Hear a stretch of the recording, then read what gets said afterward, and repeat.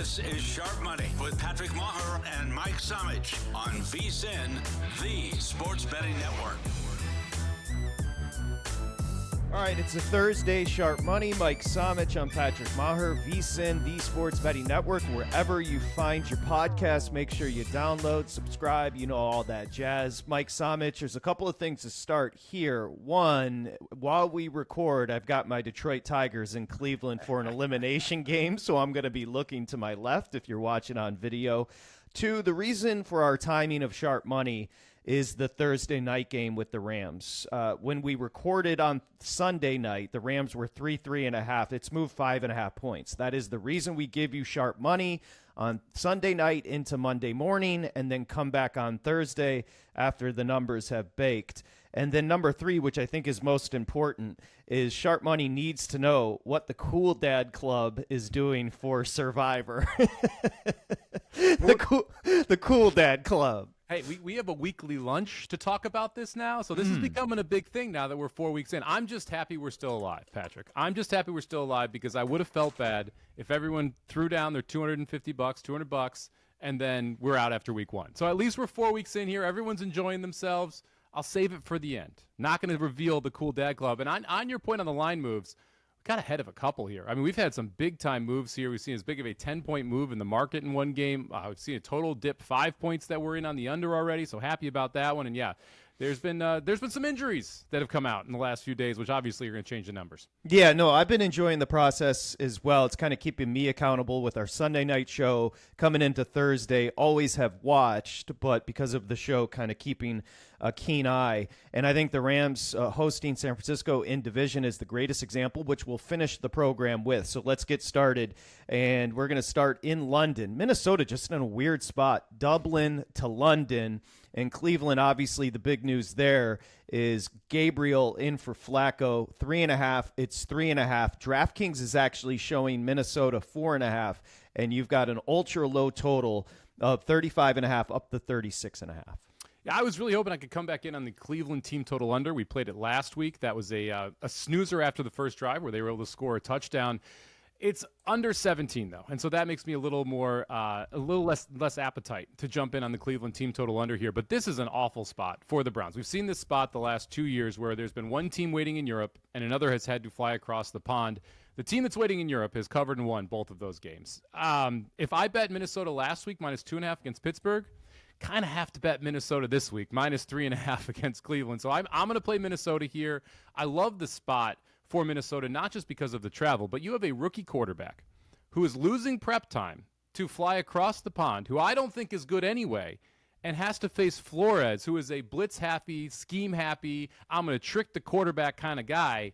I think this is a disaster spot for Dylan Gabriel. Give me the Vikings here laying the 3.5 points. I would hate to do it in the year of 2025, but I don't hate the under 36.5. The 3.5, look, the time zone situation, we know that Minnesota is acclimated, and certainly Cleveland will not be. Again, the short travel, of course, with the quarterback, I would lay the 3.5, but I don't, again, 36.5, I just don't think you're going to see points. That Cleveland defense might be the best defense, metric-wise they are, in all of football. Well, that's the scary part. The other scary part is the Vikings offensive line. I mean, it is absolutely trashed at this point. All 5 starters were on the injury report. It sounds like we're going to get at least 2 of the 5. That's still not a great thing, especially when one of them is your center that was a big acquisition during the offseason in Kelly. So watch the offensive line for Minnesota here. If all 5 miss, 3.5 doesn't feel nearly as good. I actually tried to convince the Cool Dads Club this was our Survivor play. That one got shot down. They did not want to go with Minnesota and Survivor here. Well, akin to what we saw with a lot of people taking the Chargers, and you just never know with that interim head coach bump for a game, a rookie quarterback, the backup coming in. I understand their reluctance. Let's go next up. Miami, 463 is at Carolina. Carolina's just turning into a dumpster fire. Miami, your Dolphins picked up a win against the Jets. Turnovers in the first half kind of threw that game off a little bit. Tyreek Hill, maybe a little juice out of the sails. This was one. It's 1.5 with Miami laying it on the road, which is kind of funny to say out loud, and 44.5 on the total.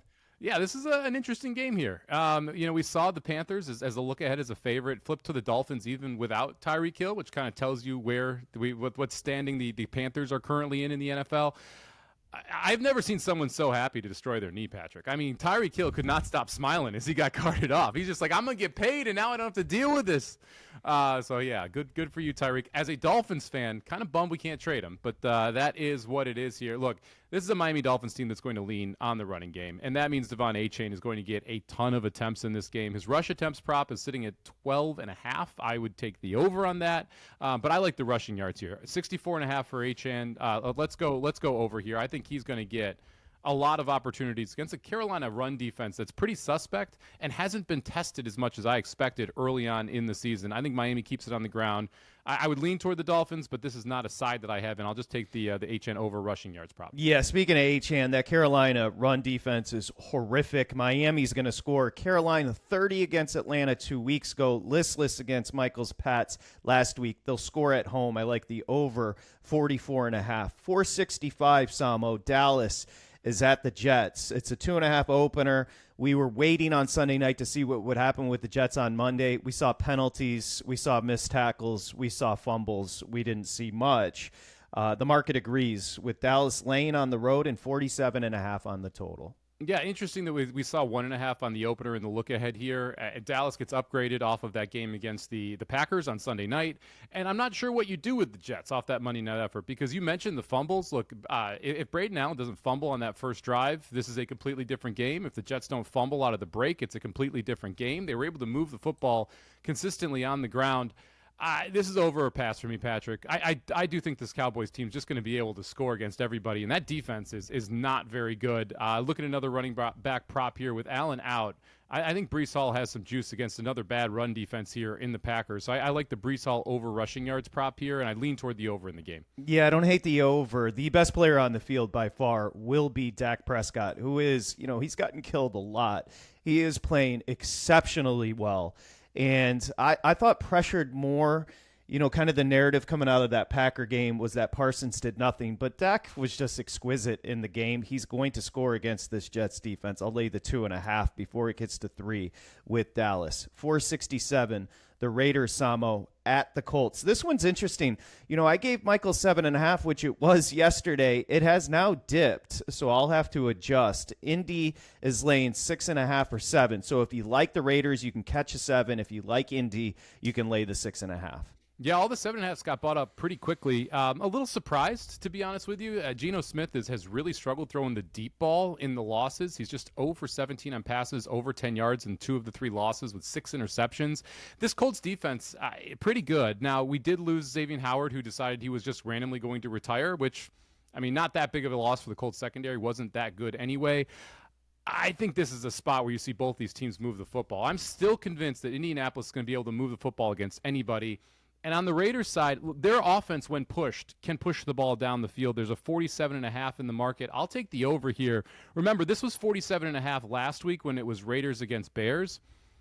This is a better offense and about the same defense as Chicago and Indianapolis. I'm surprised we're sitting at anything under 48 here. So gobble up the 47.5 while it's available. I think this kicks at 48.5, maybe even 49 by the time it's all said and done. Yeah, I don't hate the over there as well. I'll say this. Withstanding the Miami game, Indy's been great, but they don't run people out of the building. This is a hold your nose, and I'll take the 7 with the Raiders. I actually don't think the Raiders are awful, and I think the 3 consecutive pick games for Geno, he's going to slow down a little bit. The run game got going a little bit there for the Raiders. I think they keep it within a touchdown. I'll take the 7. I don't love it. 469, Denver. So I don't really know how to analyze Denver. The offense was off the charts against a Bengals team that, while being 2-2, seem a little mutinous. Denver, 469 is at Philly. Philly is laying 3.5 up to 4.5 at a couple of shops. 43.5 on the total. Philly's won 4 straight, and they've been outgained in every game. Good luck. Yeah, that does not doesn't work long term. We've got A.J. Brown, who's already upset. He's reading his books on the sideline again. We got cryptic tweets that are coming out. Never know what he is feeling. It's happened once last year, Patrick, when you had all the tweets and all the books and all that jazz. And what happened? A.J. Brown got fed, specifically early in the game. Love a prop in this one. A.J. Brown to have a reception on the first drive for the Philadelphia Eagles is -110. I think the squeaky wheel gets the grease here. I think you're going to see early targets to A.J. Brown. From a game perspective, I kind of agree with the move here toward the Broncos. It feels like, look, if Bo Nix wasn't so bad in the first 2 games, I would be all over the Broncos in this spot. Now, he's been better the last 2 games, but you mentioned it. I think it's very hard to judge anyone against Cincinnati right now, because that defense is absolutely atrocious, and if you can block Trey Henderson, you're going to be able to put up points. You're going to be able to have success. And they had players just running wide open all over the place. We saw Dobbins get going on the ground. We saw Harvey get going on the ground. So I'm not ready to just jump in and say this Broncos offense is magically fixed. It's a lean toward the Broncos for me. At 3.5, I'm not getting enough points where I want to play it. I also lean toward Broncos first half. We've seen some kind of sluggish starts from Philly. I wouldn't be shocked if that continues in this game, where they try and establish the run. They try and get A.J. Brown involved early. But that doesn't mean they're going to be able to drive down and score the football. So I lean toward the Broncos first half, lean toward Broncos full game. But I am going to play A.J. Brown reception on that first drive prop at -110. I think he gets fed early. Yeah, there was a time you and I were talking about doing a YouTube channel about the James Bond series. I'm thinking about a book club YouTube channel, so I'm thinking about getting a hold of A.J. Brown. I just started Maltese Falcon, which is a crime thriller. I'm not sure if A.J.'s into that genre, but I've been keeping an eye on the books, which is not good for Philly. I hate this game. I don't have a feel for Denver. I don't have a feel for Philly. If I were forced to do anything, I'd go to FanDuel and take the 4.5 with Denver. Outside of that, I will pass. 470. Yeah, the please. one really scary part for Philly is if you rewind to last week and you look at that Bucs game, the adjustment the Bucs made in the second half was rush 4 and be able to drop 7 and get 2 hurts with the front 4. That's what Denver does really well. That is how they are built on the defensive side. Highest pressure rate in the NFL. And it's with their front 4. They don't have to blitz to get it. And that is the kryptonite for pretty much any offense, but especially this Philly offense. If you can stop the run and you can get to the quarterback and you're not using extra resources to blitz, Philadelphia has trouble moving the football. I kind of talking myself into the under as we talk through this as well, where I'm not sure either offense really able to get it going here. But I do think this is a tougher game for Philly than what some people assume, and I think the market is right moving toward the Denver side. No, great point. Lead the NFL in sacks as well. That's Denver, not bringing a ton. So Denver's defense starting to be what we kind of projected them to be coming off of last year with additions. 471, the Giants are at New Orleans, and this number's flipped, right? Because It was 1-2 when we were here on Sunday. It has gone through 0, not the biggest move ever, but you are starting to see some 2s on New Orleans, 1.5s, and I said it on Sunday. I love New Orleans here. Love New Orleans here. They're professionals. They've got to get a win. This is the week at home. They've actually played pretty well, even in Buffalo, hanging around. Outside of Seattle, they've been in every game. And I think the Giants, after the game, there was a Thibodeau clip where he was told about neighbors he didn't know, and you could just see the life suck out of his body. I love this spot for the Saints. Give me the Saints. Yeah, I wish we had teased the Saints on Sunday, Patrick, because we could have taken them up to +8 when they were sitting there at +2. We both missed that one, so we'll have to keep an eye on some of those teasers moving forward on Sunday nights as well, because that would be a phenomenal leg. And now you've got the Saints laying the 2. I do lean toward the Saints in this spot. It feels like this is their chance, right? And you said these are professionals. They want to win a football game. If you want to win one, it's now or never. And that neighbor's injury really – it restricts what the Giants are able to do from a dynamic offensive perspective. Like, who are you scared of now? Jalen Hyatt? Wan'Dale Robinson? Like, these aren't players where you're worried about them stretching the field. So now you really just have to worry about controlling this run game. And I do think Jackson Dart was a very, very willing and interested runner in that first game, but now he's on the injury list with a hammy. That's a concern. We saw him get removed for a concussion because he was so reckless, or a concussion check, I should say, because he was so reckless in that game last week. I just don't know how long you can consistently run the way he is running and be able to stay healthy inside the NFL. So then it's really all on Scadaboo in a short passing game.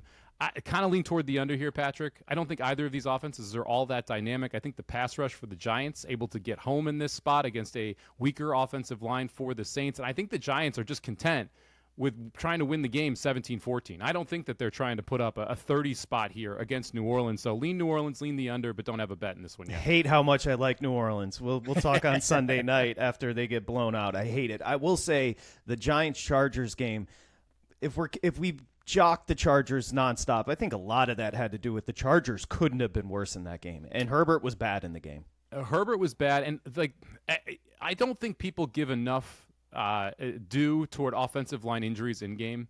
Losing Joe Alt was a huge loss for them, especially after they lost their number one left tackle. So essentially, you took your right tackle, you put him at left tackle. So you've got your backup left tackle and your backup right tackle. Now your left tackle gets injured. Your guard got injured in that game as well.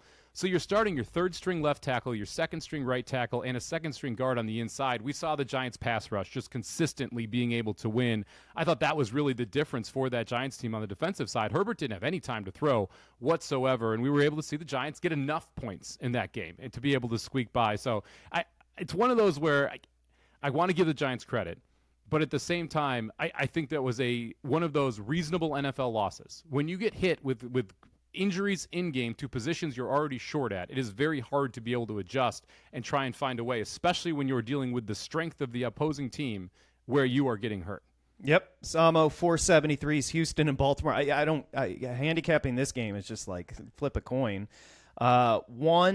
Now, you can tell me the look ahead of the opener there because it's now Houston laying 1.5. My assumption was on Sunday night Baltimore was a slight favorite here, and 40.5 on the total. I mean, slight is one way to put it. The other would be Baltimore was a 9.5-point favorite in this game. I forgot. So we have an 11-point line move.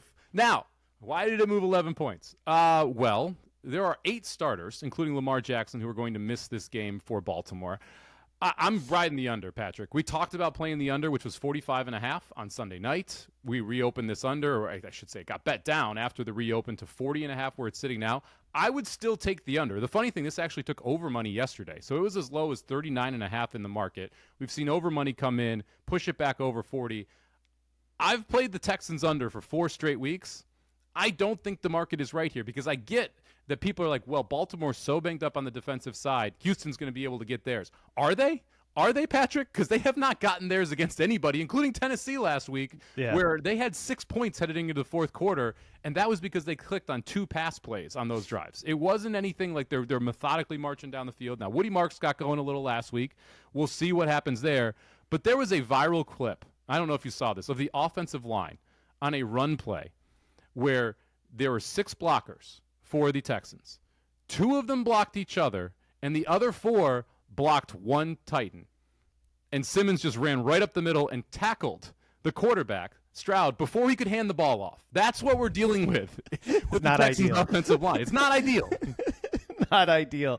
I love the under. We know what the game plan is going to be for Baltimore. I think he had 8 carries last week. That's Derrick Henry. Harbaugh he is going to feed Henry and feed Henry and feed Henry with so many injuries. And by the way, the defense of Baltimore is so banged up, but still Houston's offense, even against the Titans, was trifling. So I do like the under. We got to talk about what to do with Baltimore long term as well. Because when we're talking about, when we're on together over on Mad Dog Sports Radio on Fridays, we often talk about, hey, when should we be looking at betting a team's future market? And right now the Ravens are at 10.5 on their win total. Came out today that Lamar Jackson is doubtful for next week against the Rams. So they are going to be dogs in back-to-back weeks here without Lamar Jackson, with Cooper Rush as the backup. If that's the case, let's say they're 1-5 and they head into their bye, Patrick, it could be a sneaky good time to bet the Ravens to win the division. They're minus 145 right now. But you look at the rest of that division. It's the Steelers who are sitting at 3-1. They're your second choice inside the division. Then you've got the Browns, who have no chance of winning this division, and the Bengals, who have no chance of winning this division. But the key is looking at the Ravens' schedule. Soft. After the bye, I mean, if you want to read it off, I don't have it in front of me. It is literally a cupcake factory for them. And so if they get healthy, and you've got Lamar, and that defense gets half of the dudes back, they could rip off 10 in a row after that bye. Yeah, their schedule gets super soft. So they have, where are we right now? We are Texans. So then they have, pardon me, that's not the right one. And by the way, I wanted to say they're down to 135 as far as the division. And you mentioned the 3-1 Pittsburgh team. They are right now plus 150. Let me just pull up the schedule because I think this is important. You're 100% right because it gets so soft. Okay, here we go. So they do have Houston this week. They then host the Rams. Okay, they host the Bears. They're at the Dolphins. They're at the Vikings. They're at the Browns. They host the Jets. They host the Bengals. They host the Steelers, which will be huge. They go to the Bengals. They host the Patriots. No offense, Michael. They go to the Packers. They close at the Steelers. That last game of the week probably means something. Yeah, it probably does. And the key here, too, is that after that Rams game, you have a bye, which means that you've got this week, you've got next week, which could both be losses. And if they are, that is your entry point to be able to go in and get a good price on this Ravens team because you have essentially 4 weeks to get healthy between now and when that second half of the schedule starts. And again, it's Bears, Dolphins, Vikings, Browns, Jets, Bengals, Steelers, Bengals. It is bad. Like they could easily rip off 8 straight right out of the bye. I'm keeping an eye on them. If the news is good after they lose, I'm hoping they lose the next 2 weeks. If the news is good during the bye week, you're going to get plus money on them to win the division. That is a great time to enter. If you don't want to do a division, you'll be able to get right around even money to make the playoffs. Also a very good entry point considering the rest of that schedule. This is a podcast, so the real-time celebration doesn't matter, but I don't give a flip. The Tigers have scored against the Guardians. Let's go, Kitties. Let's effing go.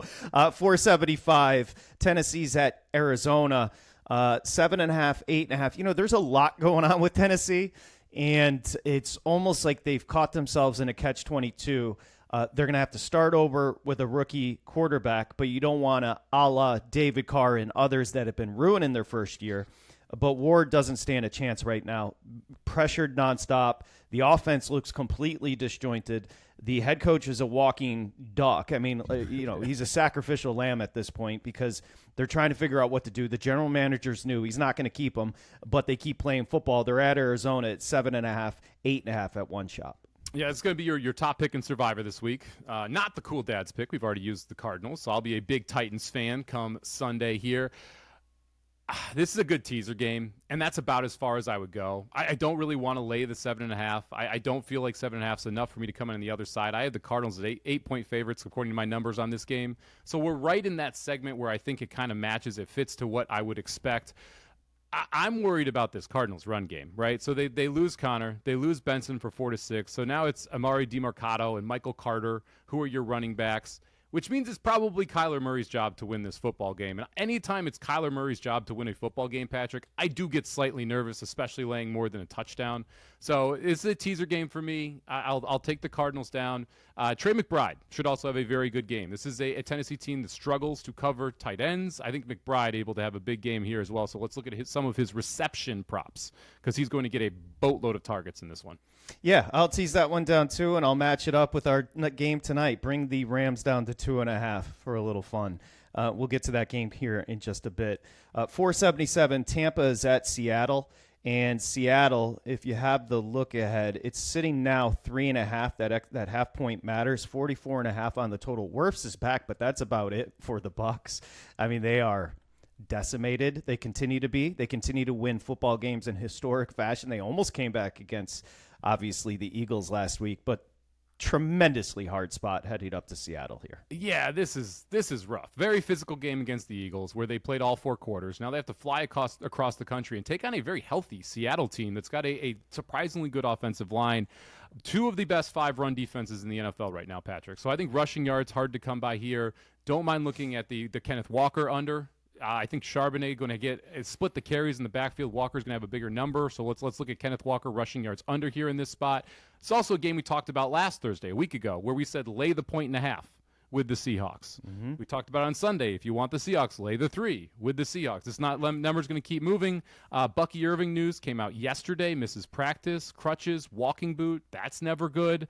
If you're in fantasy, I think Sean Tucker is actually the running back that you want from the Buccaneers. Not sure how good he'll be this week because of the Seattle D, but he's going to get a lot of those carries. He won't get the third down work. That'll still be Rachaad White, but they love Sean Tucker inside this organization. So I think he is the more viable fantasy back when you've got Bucky Irving out here. But I still like the Seahawks, Patrick. I think this is going to be a Seattle team that's going to be able to take care of business once again.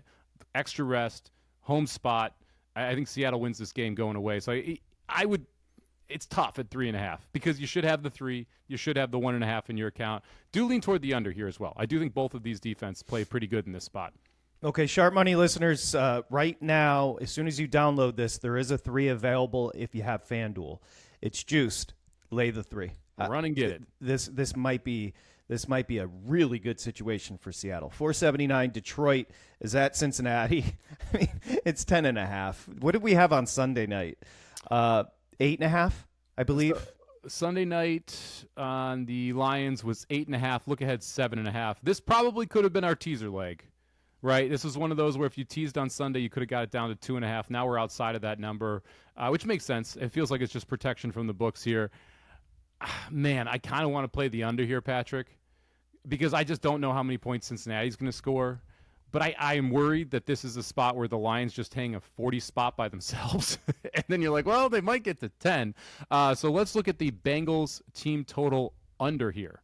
Under 20.5, minus 135 out there in the market. So Bengals team total under 20.5 in this spot. I'll co-sign that as well. Browning they're going to have to make a trade because they're 2-2. And we just talked about the division. You can't give up at 2-2. And Browning is not the answer. Who do you trade for? Who do you put behind that offensive line that doesn't stink? I'll give you a weird name, Sam Howell. Okay. I mean, at least he's got everyone's saying Jameis Winston. He would get crushed behind that. Like he would gun it and air it out, but he would get destroyed behind that offensive line. I don't think he makes it through the season. Howell can run. I like that. You need a mobile quarterback behind that offensive line for Cincy. Browning against Denver was pretty funny. The Detroit defense is tremendous, and they're getting scores on special teams. 8.5 on Sunday was juicy. 10.5 starts to get funny because you're over that key number of 10, but I do like that 20.5 under team total as well. It's a good job digging that up. 481, Jaden Daniels is in. I don't think McLaurin plays. They're at the Chargers. The Chargers, as you mentioned, no Alt, no Slater, obviously. Chargers, 2.5, 48 on the total. Where were we? Were we 3 on Sunday? So this has been one of the more competitive games in the market because basically for 4 straight days, you could lay 2.5 or catch 3, depending on where you shopped around. And there's still both 2.5 and 3s in the market here. And it's juiced on both sides, which is interesting. So it's like minus 120 on the 2.5, minus 115, minus 120 on the 3. So depending on who you like, shop around, make sure you get the best number. I don't know what to do with either of these teams, Patrick. I mentioned the offensive line issues for the Chargers. I'm worried that's still an issue, but I don't really love this Commanders defense. So I do think that you're going to see an advantage there for the Chargers. This is a tough spot to travel across the country. The real weakness in this Chargers defense is stopping the quarterback run. How much do we think Daniel's going to run coming off a knee injury? Like, does he just get turned loose in this spot? Normally, I'd be all over Daniel's rushing props over. I just passed this game. It feels like one of those where there are so many different variables that I cannot accurately predict how they will play out for more than maybe a quarter that I wanted to sit back, watch this one. Don't need to bet every game, so I passed on this one. I can't do anything. I have to see what Daniel's health is. And you mentioned I would look to the over 48.5 if Daniels had the running ability. I have no clue if he's going to be able to do so. And I am very curious. That front 4 of the Giants is awesome. We're not getting that with the Commanders, obviously, but the missing Alt is huge.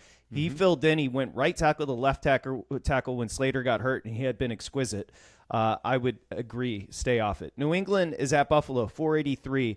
8.5 in the market, 49.5. I believe it was maybe we had a 9.5 on Sunday, somewhere in that range. Yeah, look ahead was 10, and it reopened at 8.5, some 9s, and 49.5 was the reopened total. We're now sitting at 8. There are 7.5s in the market, and 49 or 48.5 in the market. So you can get 48.5 or 49.5, depending on which route you'd like to go on the total. I'm really hoping a 48 pops at some point. I've been kind of sitting here wanting to play the over at 48, and we have not quite got there. I may take a 48.5. I was really impressed with this Patriots offense, and I went back and I watched that Steelers game again, and they moved the football consistently against the Steelers. They moved the football consistently last week against the Panthers. I realize it's the Panthers defense, so grain of salt. But 2 weeks in a row, they've moved the football against defenses where I think you can at least say, specifically with the game 2 back against the Steelers, is a comparable defense to what they're going to get with Buffalo.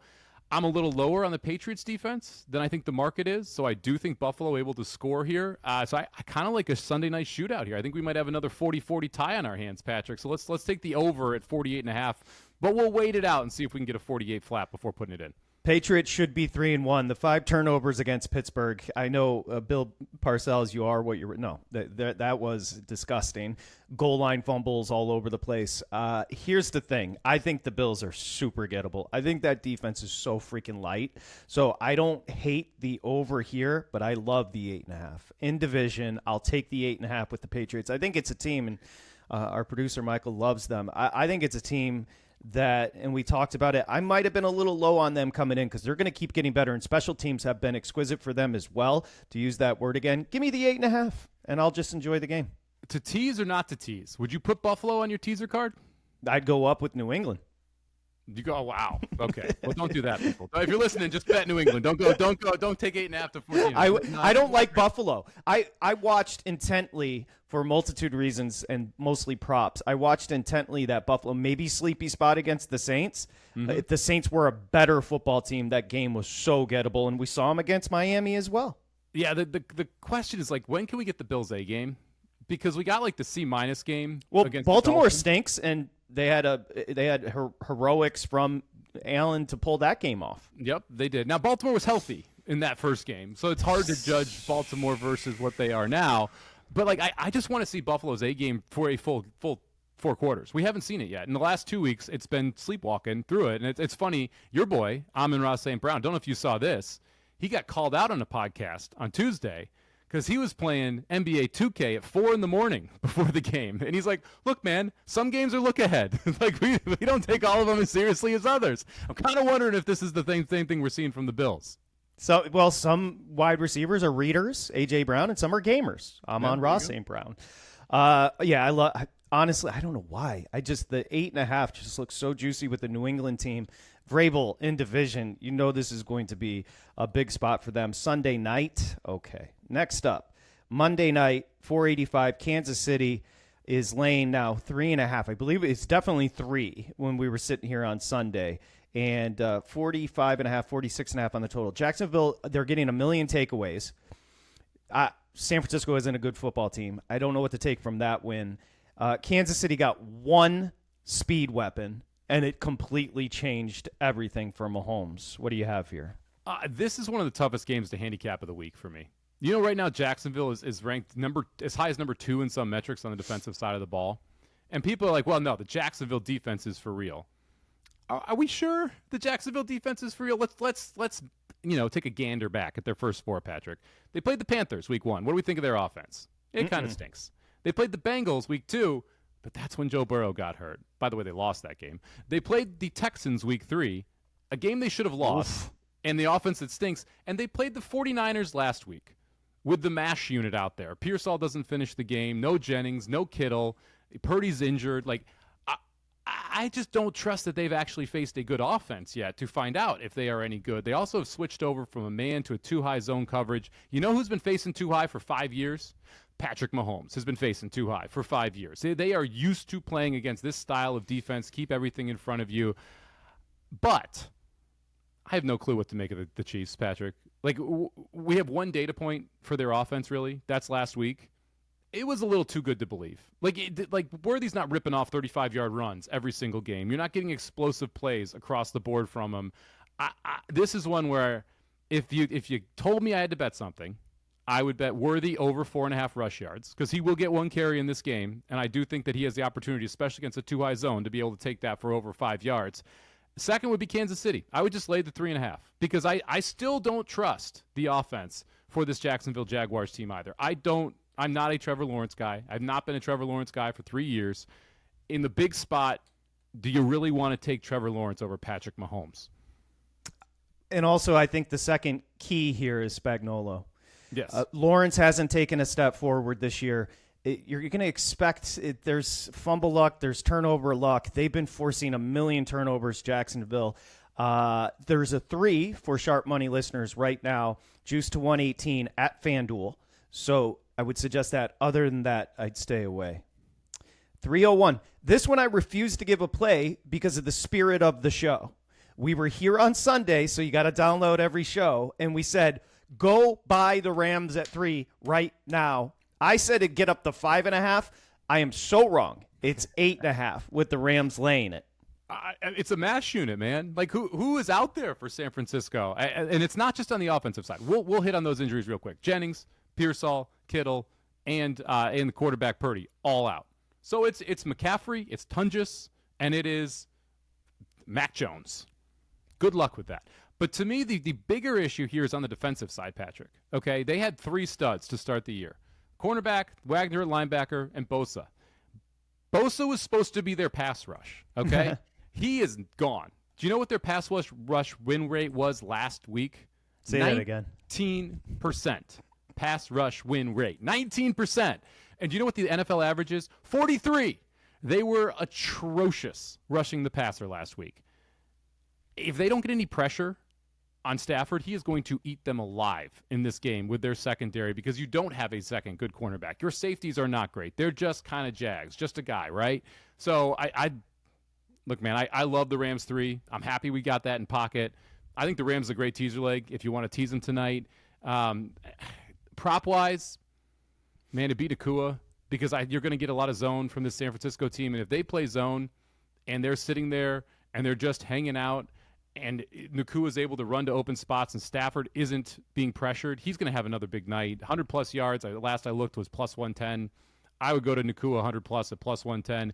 If you're looking for props on the San Francisco side, it's McCaffrey and Tungus. Those are the guys that are going to get all the targets. So I would lean toward those 2 guys if you want to look at receiving yards over. But McCaffrey's been bumped up, man. We were talking about him at 42, 45 the last 2 weeks. He's at 58.5 at some books. So we're seeing a 13-yard adjustment. I would rather go Tungus over yards than McCaffrey with the adjustment. I'll go 49ers team total under 17.5.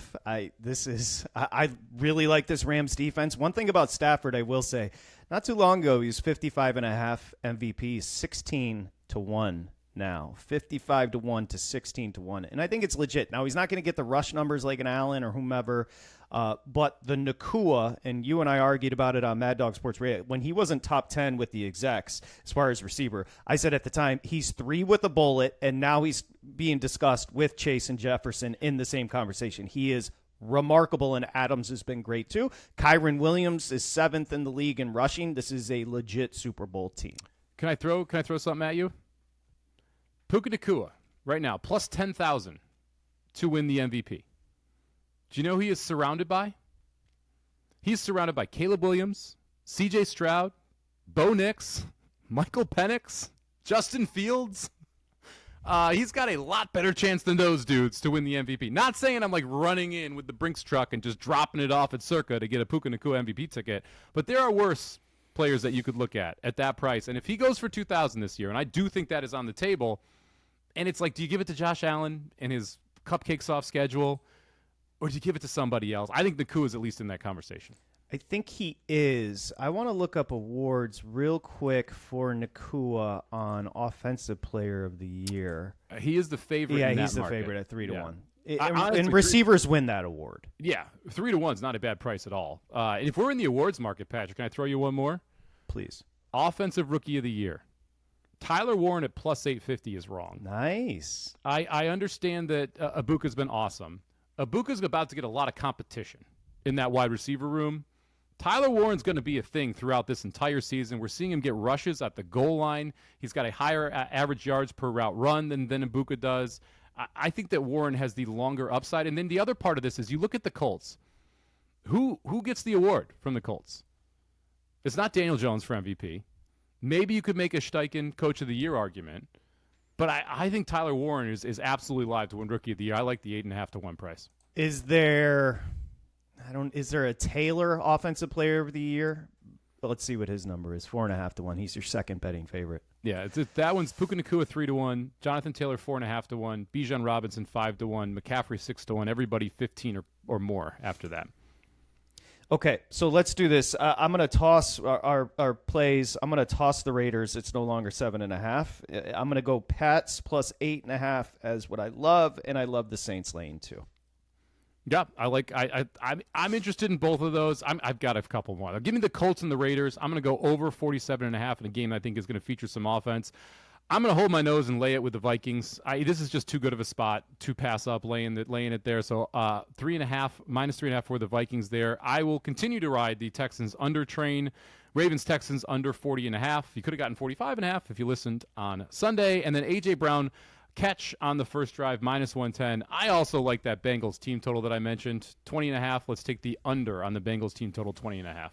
All right, and let's finish off with Survivor. And by the way, Ready, Set, Bet on Saturdays. Somich and Brown have the contest show, which you can listen to on VSiN, the Sports Betting Network, also channel 158 on SiriusXM. You can hear me on Mad Dog Sports Radio on VSiN Live Monday through Friday. Somich joins on Friday. Let's go Survivor. I know where the cool dads are going here. I know. You do? Yeah. Where are we going? We're going with me and the big guy, Dustin Sweetelson. We're taking the Rams tonight. Oh, you're spot on. We were planning on taking the Bills, and I'm like, let's just hold the Bills. Let's hang out with the Bills. We don't need to take the Bills. I tried to talk them into Minnesota. I got shut down. This is not the Minnesota-style group. But we ended up on the Rams tonight. So we will be rooting for the Los Angeles Rams to take care of business and move on to week number 6 in Survivor. And we will be rooting for the Tennessee Titans because they're expected to get between 35 and 40% of the pool. About 50% of people have them left. The Arizona Cardinals left. This is the week you've got to use Arizona if you haven't. So a lot of Titans fans in Survivor this week. Yeah, we had already used Arizona as well. I actually, in a bounce back spot with the time zone, I like your Minnesota play. I feel like on a short week with a 2-0 team at home, McVay, I understand he's had troubles against Shanahan, but San Francisco is in a world of hurt coming up tonight on Thursday Night Football to kick off week 5. All right. Yeah, they're outmanned on both sides of the ball. So hopefully this is it's a rocking chair victory, and then we can root against all the favorites on Sunday. Root for our plays, and we root for your plays as well. Remember, the Thursday night game is the best example of our formula on this program. Come back with us on Sunday night into Monday morning. We'll get at these numbers early. Somich, anything on the way out? Looking forward to another good week, Patrick. It's fun being ahead of the numbers. Let's go. Let's cash some tickets now, right? And let's go Detroit Tigers just for my mom in Michigan. Oh, Patrick, she loves them. It's sharp money. Download, subscribe. Go ahead. Can I give you a bonus bet? I would love a bonus bet. This is coming from like way left field. Give me the Detroit Pistons. Oh, jeez. To win the Eastern Conference. Let's go, Samo. Let's go. You can get them as high as 40-1. Detroit Pistons to win the Eastern Conference. I love Ivy coming back, and you guys actually have cap space. If there is a disgruntled superstar, Detroit has the assets to go get him. And the Pacers are down the superstar. The Celtics are down a superstar. People are all over the Hawks. Really? Ice Trey is going to stop the Pistons from their run? No, give me the Pistons, 40-1. Yeah, NBA stands for ACL, and that equals the Pistons in the East. Let's go, Cade Cunningham, who's a superstar. And that's it for Sharp Money. We'll see you Sunday night into Monday morning. Download, subscribe, like, do all of that. We appreciate you. We'll see you next time.